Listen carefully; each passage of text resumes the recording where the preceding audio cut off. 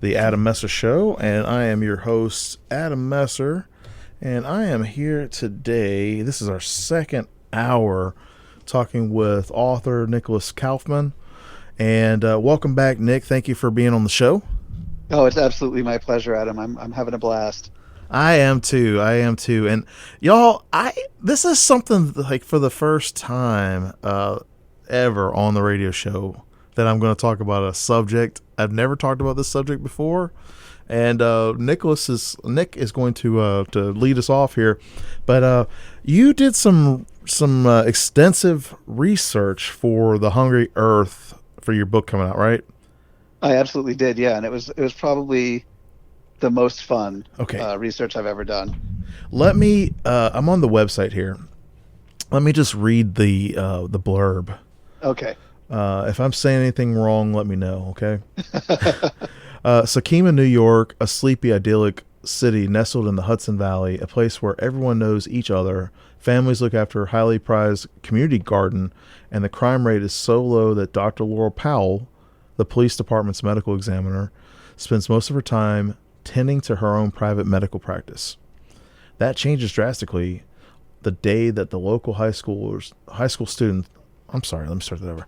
That changes drastically the day a local high school student is found dead, an apparent suicide. Called in to perform the autopsy, Laura uncovers a strange growth inside the body composed of a mysterious substance she can't identify. Enlisting the aid of her scientist ex-boyfriend, Booker Coates, Laura launches an investigation that leads to the horrifying discovery.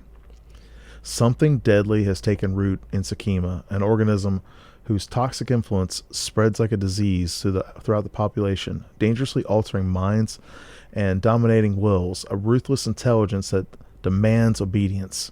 As more and more townspeople fall under its control, forming violent mobs to seek out those who remain uninfected, Laura and Booker must find a way to stop it before they become its next victims. But how can they stop something they don't understand? So that is that what you did a lot of research on, the organism? Yes, indeed. So tell us about that. Not to be too spoilery, but the threat is fungal in nature.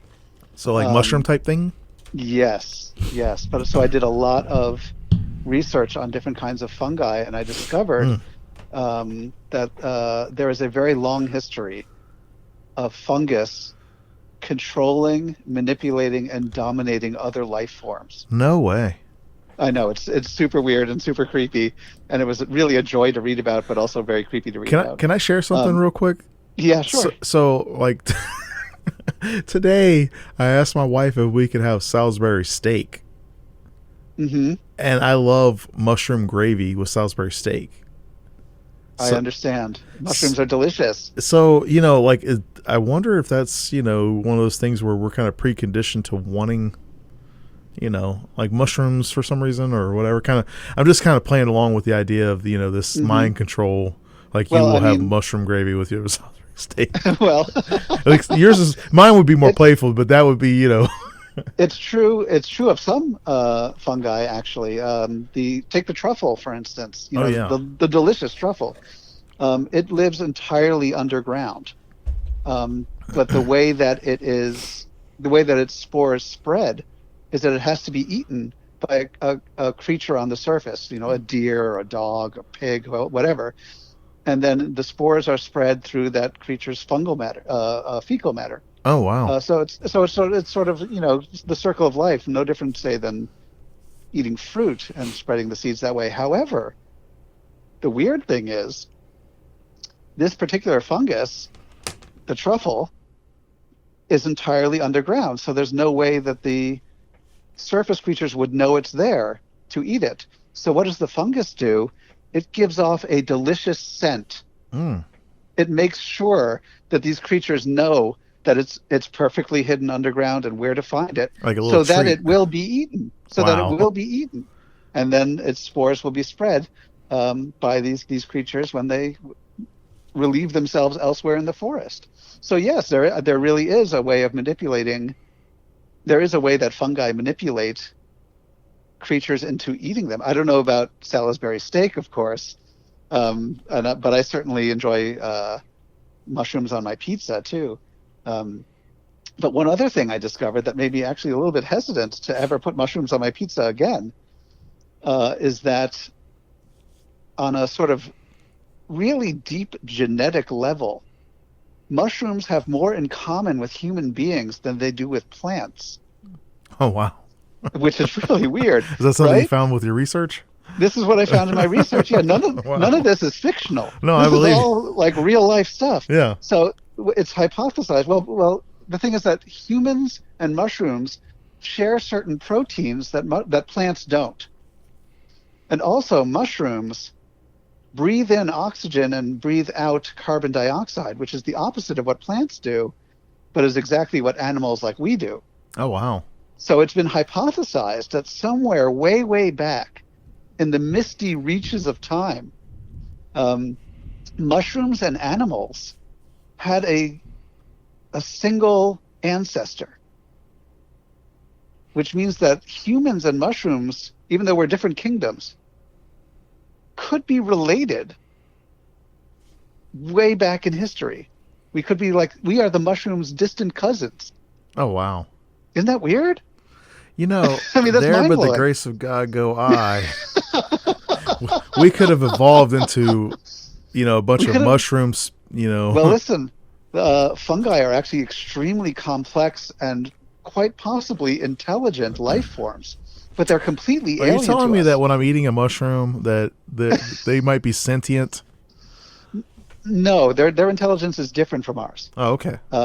I read a great book, which was really the inspiration for writing The Hungry Earth. And this book is called Entangled Life by Dr. Merlin Sheldrake, which has got to be the greatest author's name I've ever heard in my life. But it's all about these weird facts about fungi, and it puts forth this idea of fungal intelligence that was really compelling. You need to send me a link to that book too, by the way. I will. It's I'm remarkable fascinated. reading. I'm fascinated right now. Oh, like, it's fantastic. This is right up my alley, Nick. You don't even know. Like, I was having a conversation with my friend last night. My good friend Terry Dremel. He and his wife Darlene. She's wonderful. We were talking. They're such good friends, and they publish. He started this comic called the Stee Range Comics, and I love things that are obscure. I love weird things.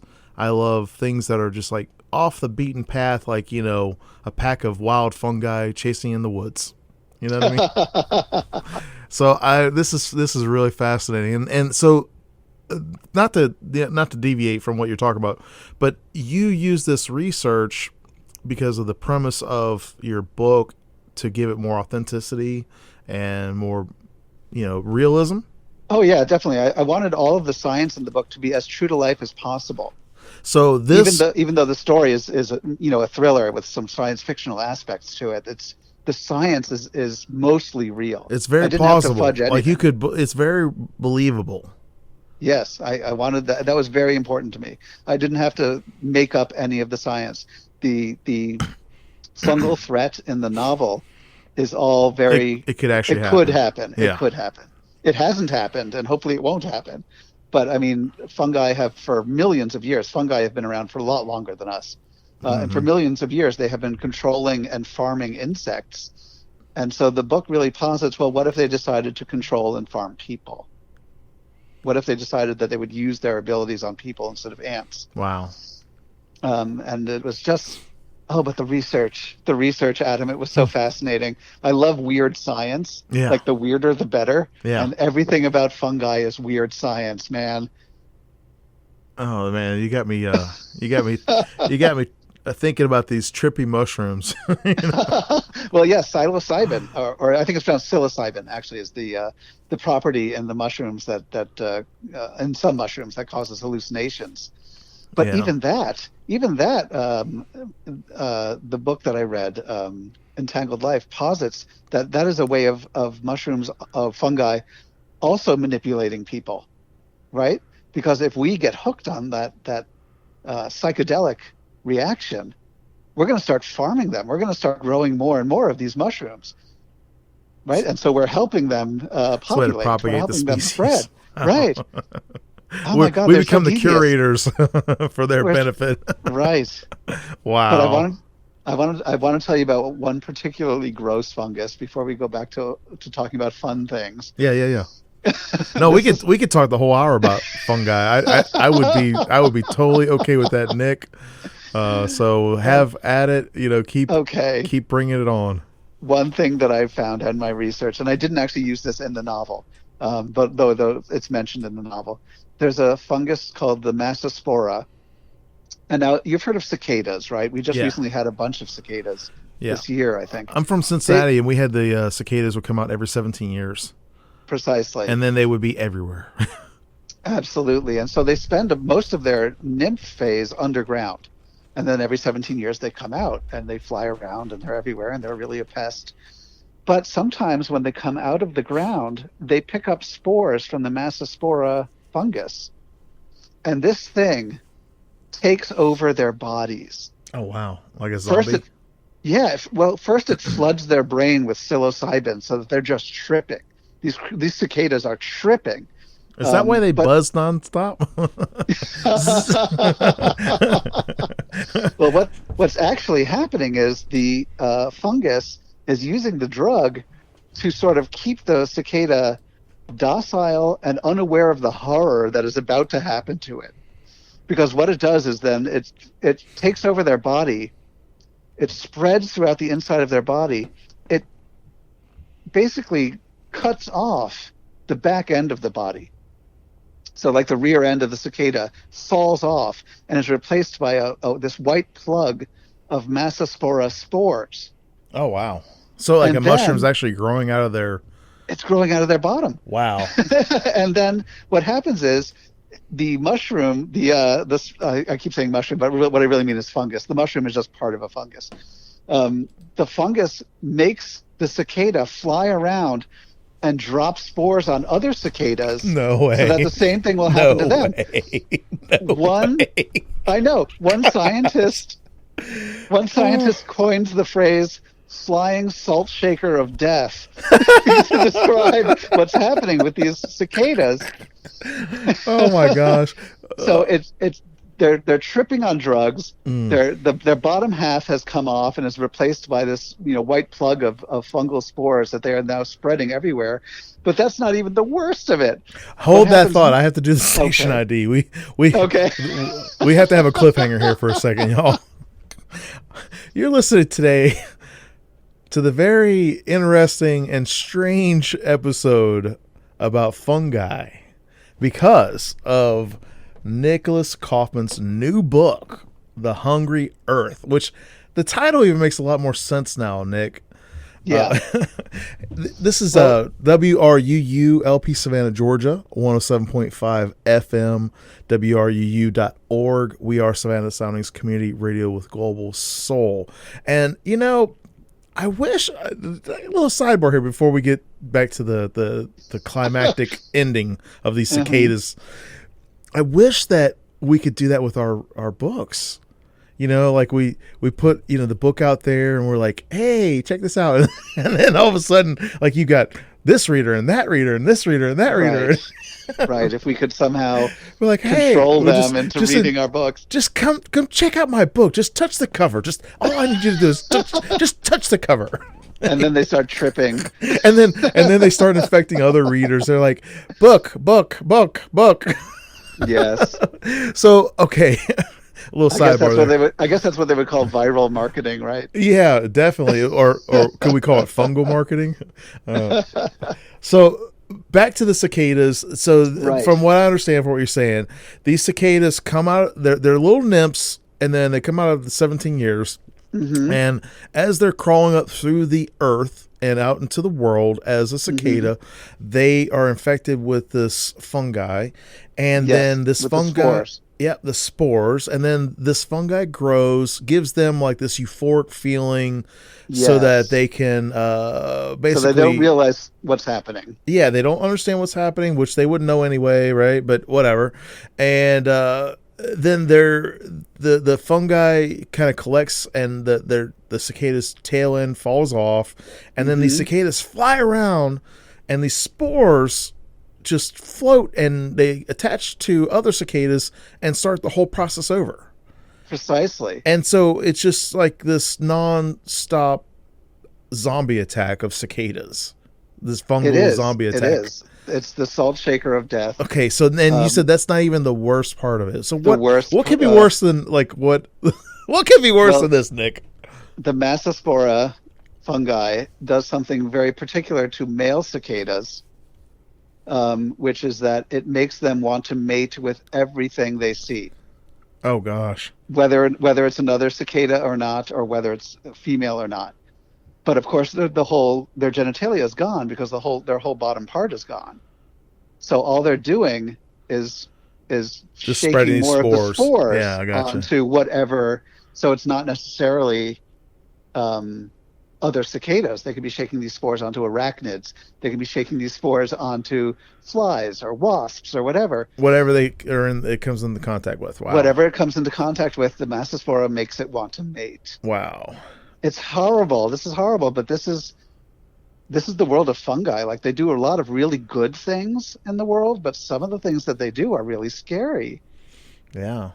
There's another fungi called the cordyceps that a lot more people are familiar with because of the video game The Last of Us, and also the M.R. Carey novel, The Girl with All the Gifts. But this is the one that zombifies ants. Oh, wow. Yeah, this is in the rainforest usually, down in South America. But like the cordyceps spores will land on ants because there are a lot of ant colonies down there, and I think they might be particularly warrior ants, or there's a particular name for the kind of ants they are. And it will take them over. It will zombify them, and it will make them climb up plants to the perfect spot where there's enough moisture and enough humidity for the fungi to grow. And it will force the ant to bite down on the plant to root it in place. And then the fungi will send mushrooms out through its skull, killing it. Oh, wow. And then those mushrooms send out more spores to get more ants. So this has been going on for millions of years. I mean, literally millions of years. So the ants have started to figure it out. And the ants now, this is so fascinating to me, now the ants can tell when another ant has been infected with the cordyceps spore, and they will bodily carry it out of the nest and leave it somewhere in the forest far away. To try to prevent the spread? Yep. Wow. Isn't that incredible? That is crazy. Nature is messed up. I mean, like, the fact that they would figure this out. They figured it out, well, because it's been going on for millions of years. And, I mean, ants, they may be tiny, but I think they have their own form of intelligence, right? They would have to have created these incredibly complex colonies, and they figured it out.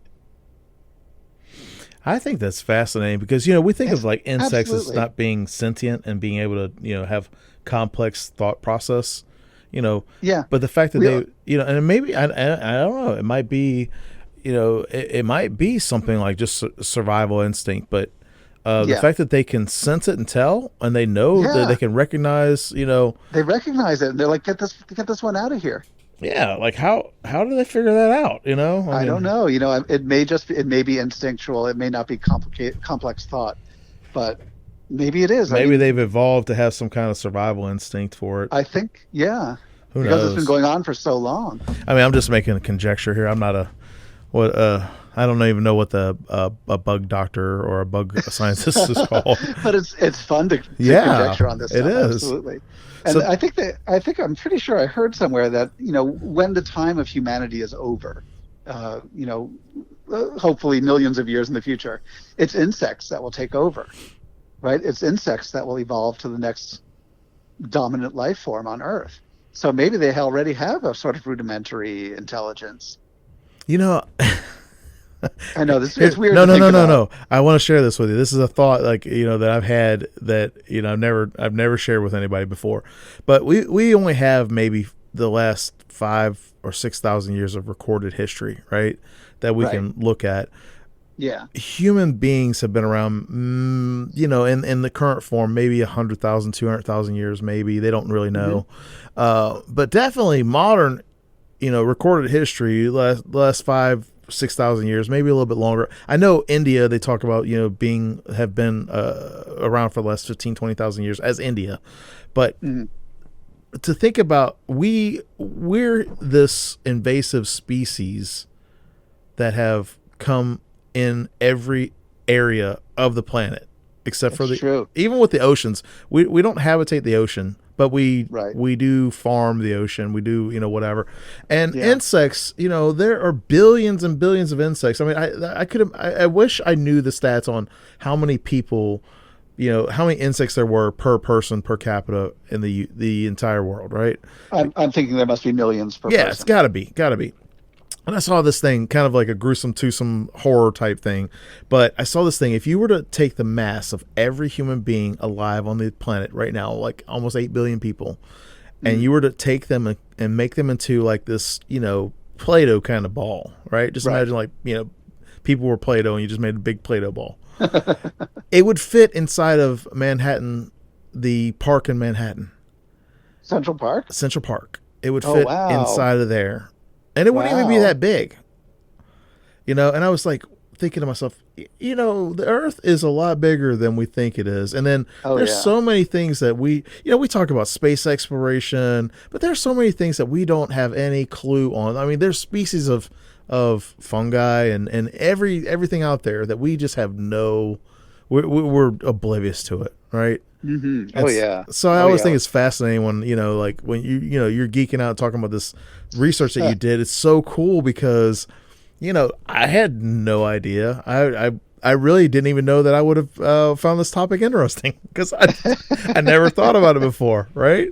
So I think that's the really beauty of storytelling, Nick. I Yeah. mean, like let me ask you, if you didn't have this idea for this story, which I'm not going to ask you where it came from or anything like that, but if you didn't have this idea for this story, would you have spent the time doing that research?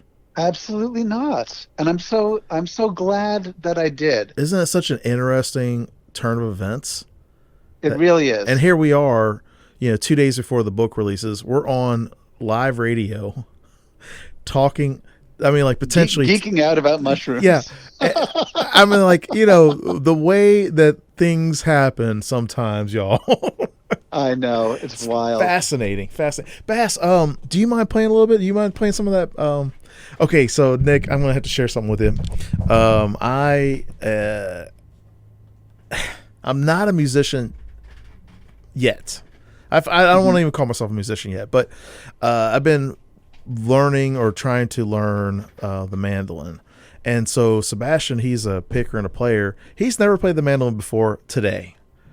Oh, And wow. so, yeah, well, yeah, wow is right. Wow is right. Let me tell you something. This young man here, I mean, like, I know I'm his father and I know I'm doting on him a little bit, but this young man here yesterday went to a music store. I'm actually going to call it out, Randy Wood's Guitars, and there was another guy in there. Sebastian was just messing around with just noodling on and noodling means that they're playing just kind of like free play, right, Bass? It's random. Yeah, just random playing.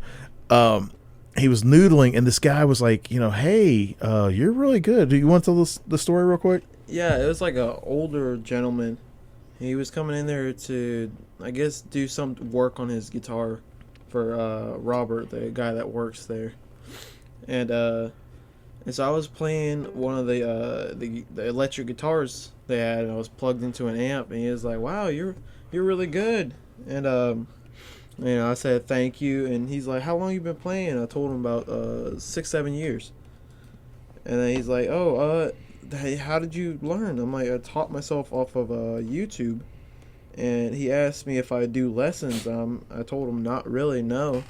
He's like, "Wow, you're pretty good. You should maybe start teaching other people to play." I think that's cool. And so this is where I'm getting at with this. He's never touched a mandolin before today, Nick. And he's going to play for us right now. All right. So I'm going to put this on. This is Sebastian Messer, y'all, and this is him playing the mandolin here live on the radio.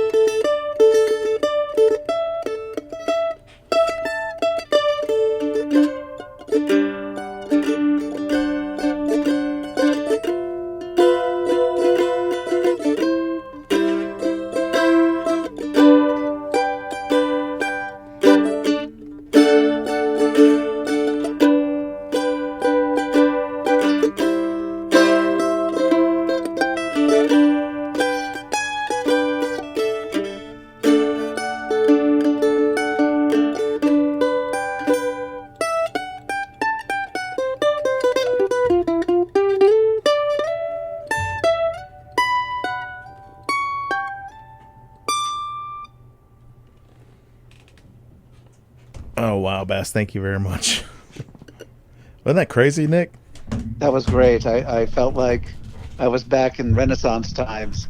Yeah. You know, and oddly enough, learning new things or whatever, I have been just... I just started this yesterday, y'all. Literally talking about geeking out. But, yeah, so did you know, Nick, that there were quite a few musicians like Mozart who wrote opera using the mandolin? No, I did not. Yep, there were. I'll send you a video that I was watching last night about the history of the mandolin. Yeah, please do. It was fascinating because, you know, we think of the mandolin, like if you ever thought about the mandolin, first of all, we think of the mandolin as like a bluegrass instrument, and it is, you know, but a mandolin has a rich and deep history. Yeah. And, you know, here I am. I'm just a brand new person playing it, and I was so fascinated watching my son play because he's been playing guitar for almost 7 years, you know, and just to see he is able to pick up a new instrument that he's never touched before and be able to lay it down like that. That takes real skill. Yeah, I mean, it just blew me away. I was real like, talent. I showed him the little bit that I had learned, the G, C, and D major, but he was like, I don't need that. Yeah, no, he's a virtuoso. I'm telling you, I love it.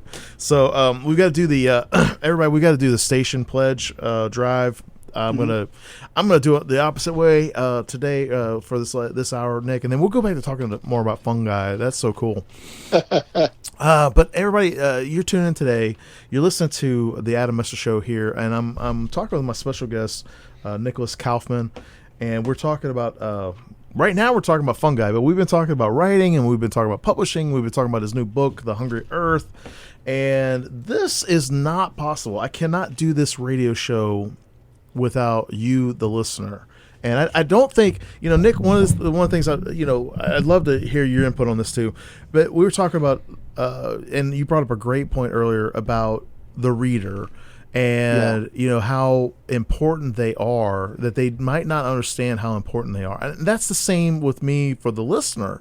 Like, I feel like, you know, the people who are listening to the show, who are following along, that we couldn't do this show without them.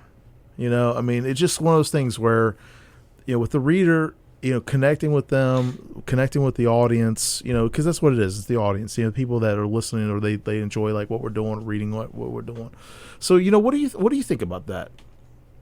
I think that's spot on. I mean, where are we without those who appreciate what we do? There is no radio show without listeners. There are no writers without readers. And let me ask you, you know, and I don't want to put you on the spot, but I would like to ask you, what do you think about the show, and what do you think about, you know, your experience so far with, you know, the Adam Messer Show with me and WRU? Adam, this show has been spectacular. You know, there are not a lot of radio shows out there that will talk to authors who are not, you know, major bestsellers and stuff, and to, the fact that you give authors like me a chance to come on your show and just sort of chit chat. Like I'm having a wonderful time. I I'm am really too. having a great time with you, and it's a valuable service to us. I hope it is reciprocated. Like I hope it is valuable to you as well, It and to is. the It's great. station. It's wonderful. And it's been fantastic, and I hope that everyone who is listening shares that appreciation of your show, and will be able to chip in if they can. Yeah, and and I'm not trying to do a spiel, but thank you for saying that too, because that is the whole point of the pledge drive, y'all. We can't do this without our listener support, because we're a nonprofit, all volunteer, community based radio station. We don't do advertisements. We do have underwriting for local individuals and businesses who support our.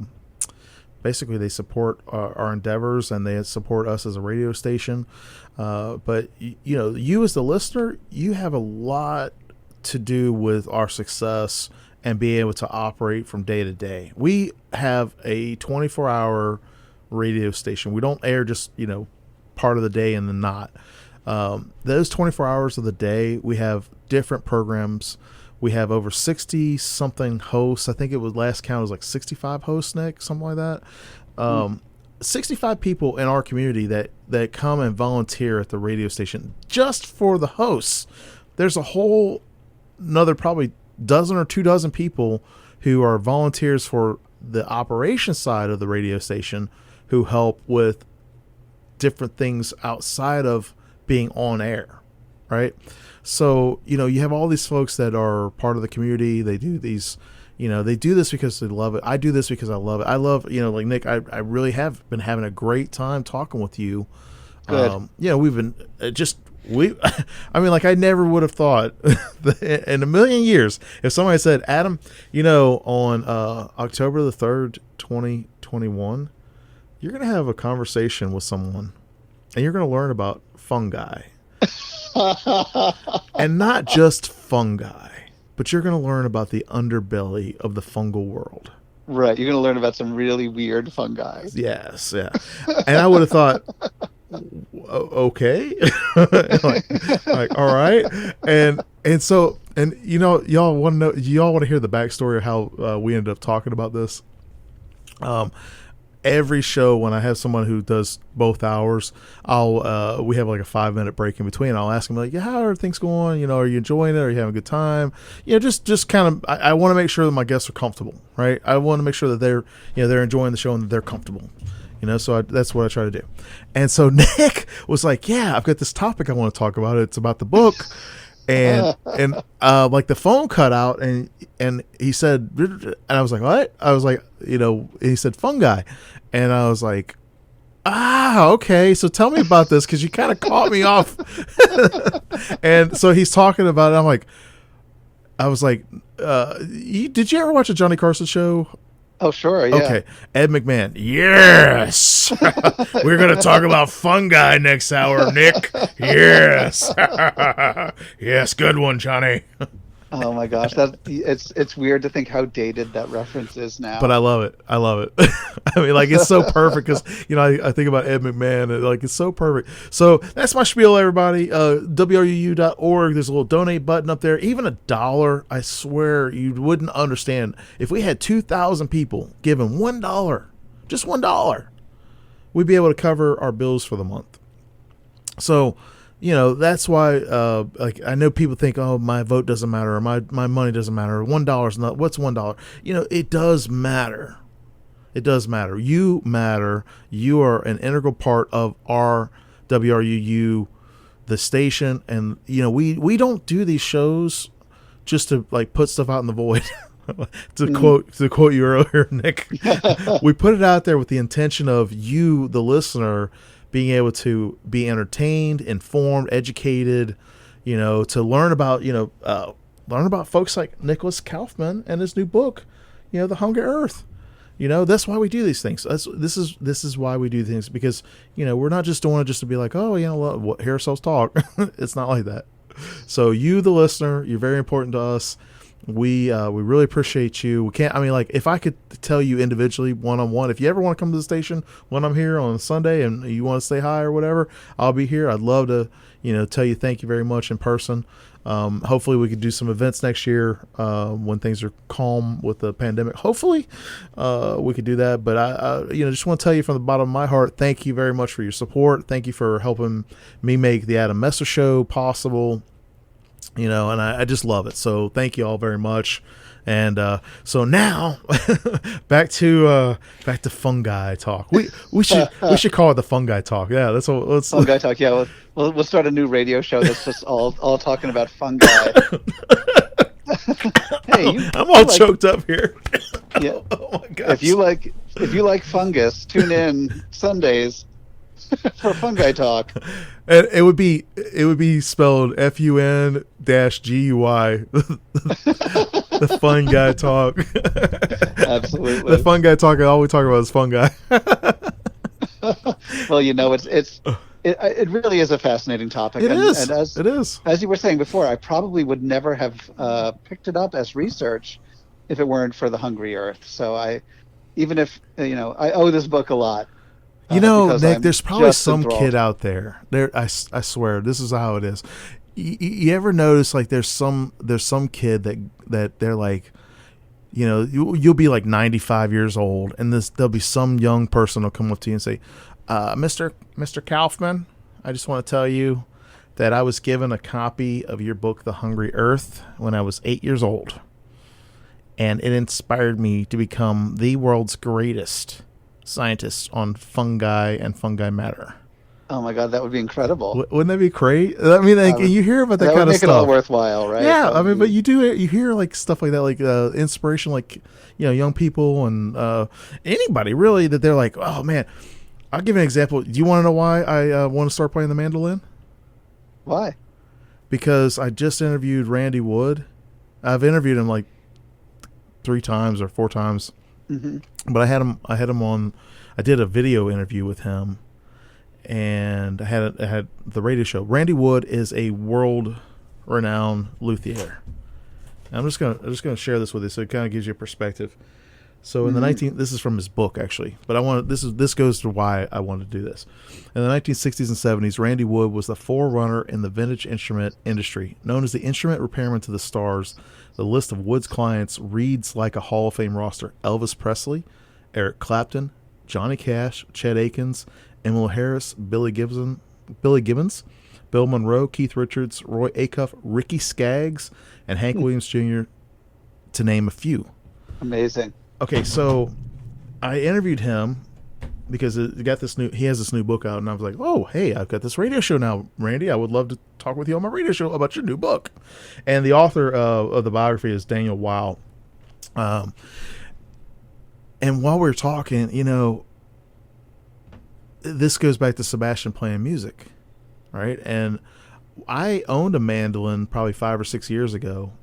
I didn't know what to do with it. I just sat around collecting dust. I ended up selling it, Huh.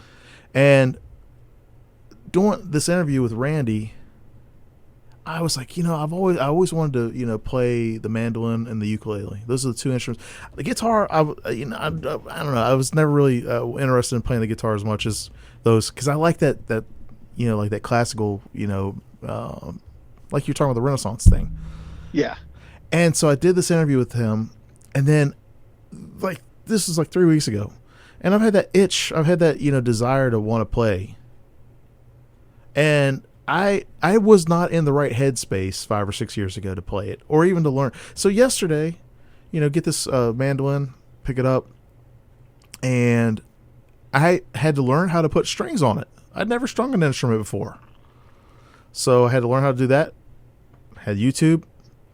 Went on to YouTube, found a great video, and here I learned the first 3 chords, and I mean, for me it's a big deal, being able to learn how to string my own instrument. One of the things, absolutely. One of the things I really took away from Randy, he said that most musicians, or most people who get, not most, but quite a few who pick up an instrument, they never learn how to string their own instrument. They always take it to a shop and have a repairman do it. Yeah. And I was like, you know what? If I'm going to play, the first thing I want to learn how to do is I want to learn how to string my own instrument. And I want to learn, basically to tie my own shoes, right? Yeah. And so, like, when you're talking about this fungi and the research that you put into it, and like the book that you were talking about, and then the different, process of the way that the cicadas, become these zombified plague spreaders, it's fascinating for me. I feel like that's how these stories get told. I feel like this is how we connect as authors and writers and readers, and because you can't keep a good story down. You can't keep it. It might not sell 1 million copies, but you can't keep it from infecting the world, or better yet, what's the I can't remember the good word, the synonym or antonym for infecting, but it's the same thing, but it's in a good way. Yeah. Like they use viral, but viral is really a negative term anyway. But there's another way I can't remember the word, but there's basically when it spreads like wildfire, and that's another negative term too. But when it's when it's good as peanut butter and jelly, the first time you had a peanut butter and jelly sandwich, you're like, this is delicious. I hear you. That's what I love about because you get onto something that you're interested in. And then you start geeking out about it, and you're like, what? Oh, what? And then you find it fascinating, and then the next thing's fascinating. And you're like, oh, man, you just can't get enough of it. And here we are, talking 2 days before your book release, I never in a million years thought I would start geeking out about mushrooms and funguses, right? and whatnot. I wish I had a time machine. I would go back in time, and instead of studying English and creative writing, I would study mycology, which is the study of fungus. And what is it? Then I would mycology. Mycology. Wow. Yeah. And would you be a mycologist then if you're a mushroom doctor? I would, because oh my God, it would be so fascinating to just study fungus and discover more about this amazing, complex, weird life form that's been around for millions of years before we were. I think it really is incredible. I heard about this one called chicken of the woods. It's a mushroom that I guess when you cut it up and cook it up, it has a consistency of chicken. Yes, that's one of the mushrooms that you can eat safely. Yeah, I've always been afraid to eat any kind of wild mushrooms. Like when you're a kid, these little mushrooms grow out in the yard and stuff like that, and they're like, "Oh, don't eat it! It's poison! It's poison!" Right. Well, that's a good attitude to have, because Yeah. if you're not sure, you should treat a mushroom as poisonous. And matter of fact, it's so crazy because the last couple of days we've had mushrooms with our salad. We've been eating chicken and salad, and they have those little baby bell mushrooms, and then I don't know what the ones are, but they just call it white mushroom. Yeah. But I love. I mean, it's like actually one of my favorite little vegetables to put as a side. Like cooked or raw. I even like pickled mushrooms. I don't know if you've ever had those before. I have. I've had marinated mushrooms, and they're wonderful. Yeah. But see, I'm a mushroom guy too, Nick. So you hit on a topic that really resonated with me. I joked before about how I'm hesitant to eat mushrooms now because of my research. I still actually do love to eat mushrooms, but it's weird. If I think about it too much, it's weird that we're eating what is basically the genitalia of the fungus. Well, what's really crazy too is, and I'll tell you a little dad joke, but I thought it was funny because talking about food, because we got to do a station break too. Why did the chicken cross the playground, Nick? Why is that? To get to the other slide. Oh my God. But I'm bumping. And with that, we got to do the little station break. Sebastian, would you mind playing us out? All right, here's Sebastian Messer, everybody.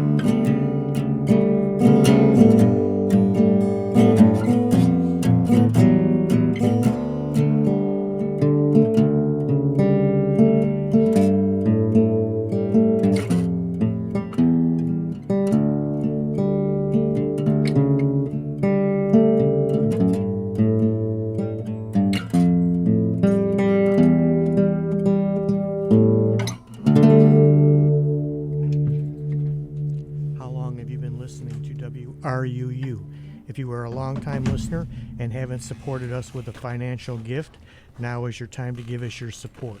We won't ask you any questions. Our forgiveness is unlimited. You should know that you will be supporting this all-volunteer community radio station because you enjoy it, and scores of volunteers donate hundreds of hours each week to make it possible. Other listeners are sharing the burden of paying for the station's radio expenses, so why not you? It's quick and easy, and the amount is up to you. If you have just started listening, welcome to the WRUU family of listeners. And now you can start listening with a clear conscience. Whether you've been listening a few days or a few years, please donate, and thank you for your support of WRUU 107.5 FM. All right, and so there you heard it from Tom. We're doing our annual pledge drive, our fall pledge drive. So if you would, consider making a donation and helping support us here at WRUU. This is the Adam Messer Show, and I am your host, Adam Messer. And we are here live on WRUU LP Savannah, Georgia, 107.5 FM, WRUU.org.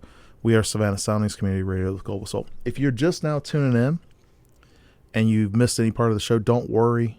You can catch both hours with Nick Kaufmann. Yes, okay. Nicholas Kaufmann, he's an author.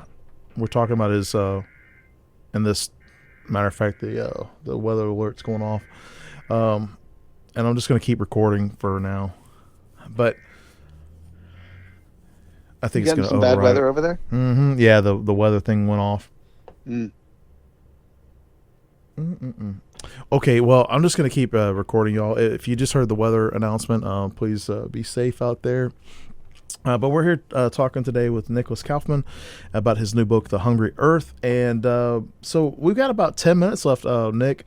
Let's talk about your new book, and let's talk about, you actually have your blog too, you said, with the scariest part. Yes, that's right, where I have guest authors on. Yeah, so tell me more about that. Well, it started back in, I guess, about 2013. I had a book come out, and I was on a bunch of other authors' guest blogs, and I thought, this is really fun.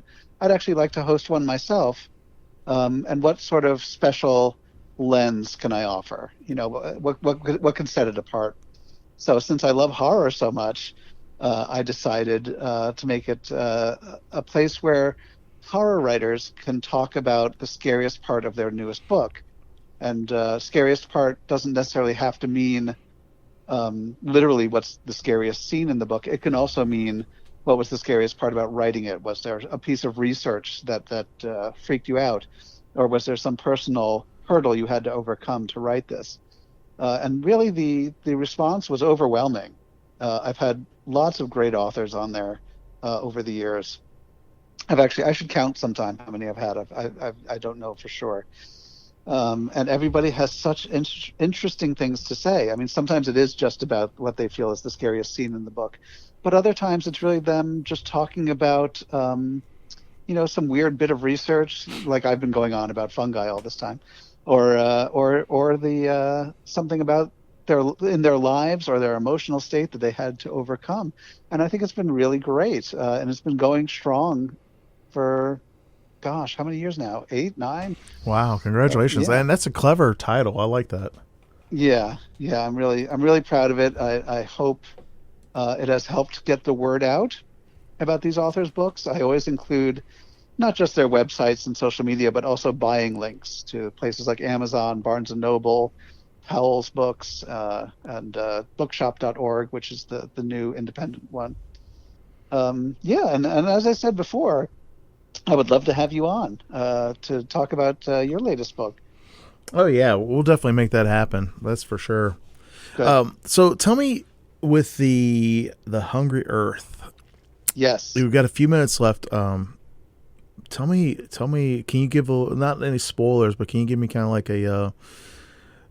is it more like an atmospheric horror, or is it more? It's very funny. I didn't set out to write a horror novel this time. I really wanted it to be a science-based thriller. Okay. But I've been writing horror for so long, it just seeped in. Like I can't help myself. Did it kind of take over your writing process, much like the fungi taking over the cicada?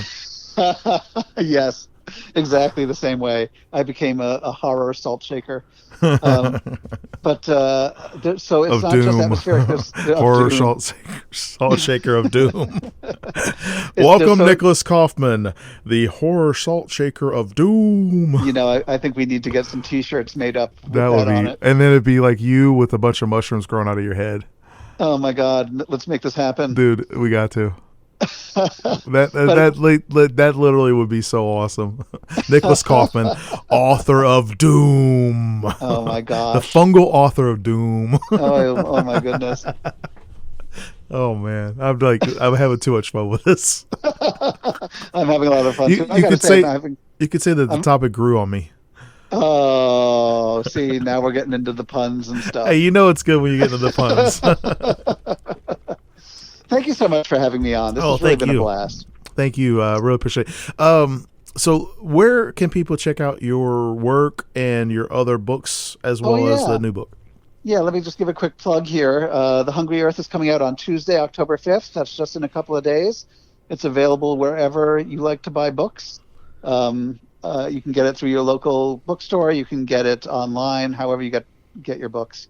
Or you can also check out my website, nicholaskaufmann.com.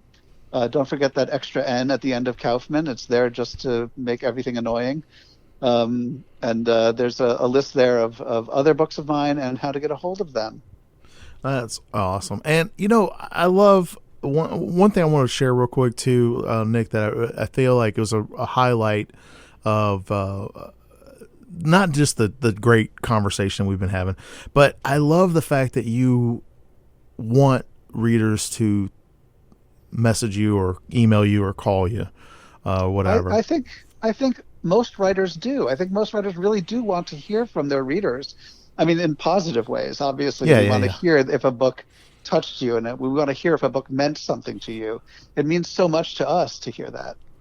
I think it's so wonderful too, because it really, to me, it made a lot of sense, about our relationship as writers and readers, because we're readers too. I mean, I read probably more than most of the other people that I know in my real life, outside of not the circle of authors and writers, but people in my day-to-day life, I know that I read more than most of the folks do, because they don't read. I mean, a lot of the people I know don't read. So yeah, it's sad. Well, yeah, but it's just a reality. And but when I do meet someone who's a reader, I'm like, oh man, it's kind of like we're geeking out about the fungi talk. Yeah. It's one of those things. I'm like, that's so cool. Like I like to read, you like to read, we like to read different things, and whatever. I mean, like that's what a lot of people are like. Oh, I don't like whatever. I'm like, that's cool as long as you're reading. I don't care what you read, just as long as you're reading. Well, I like to read about. I'm like, that's great. Talking about books with other readers is how I learn about books that I want to read. Yeah, I mean, and look at the fun topic that we've had today. The second hour talking about this fungi. I know, like out of the blue. So thanks a lot, Nick, for being on the show. I really appreciate it. Thank you for having me. I hope your listeners have been entertained as well. Oh, I'm sure that this is going to be like one for the books. This one is definitely going to be one of those talks for the books, and there'll be a kid one day, like I said earlier, there'll be a kid one day that's like, Mr. Kaufmann, I wanted to let you know that I became a mycologist. Right. Well, who knows? Maybe he'll say, you know what? I heard you on the Adam Messer show, and you turned me on to mycology. I found this archive. This is the only radio interview ever that we have, sir. That's right. Like, After the internet was erased and destroyed. you remember the Foundation? You remember the Foundation? Like, this is going to be like one of those histogram type things or whatever for the Foundation. Like, back in 2021, there was a Right. prophet of the fungi. His name was Nicholas Kaufmann. He Oh my God, that's saved our generation, and then we That's- evolved. That reminds me so much of the book A Canticle for Leibowitz, Tell me about that. which it's a classic science fiction book about a post-apocalyptic, post-nuclear war world where the only thing that's left over from the previous civilization is a shopping list Oh, written really? written by a man named Leibowitz, and it's the new Bible. It's like the new Bible of this new civilization. Oh my gosh! Everybody, that sounds like a Ray Bradbury story or something. It's a great Oh, novel. you have to send me a link to that too, so I can look. I at it. will, yeah. All right, Nick. Well, thanks a lot, man, for being on the show. Really appreciate it, and congratulations on your new book, The Hungry Earth, coming out on Tuesday, October the 5th. So, Thank you. All right, everybody.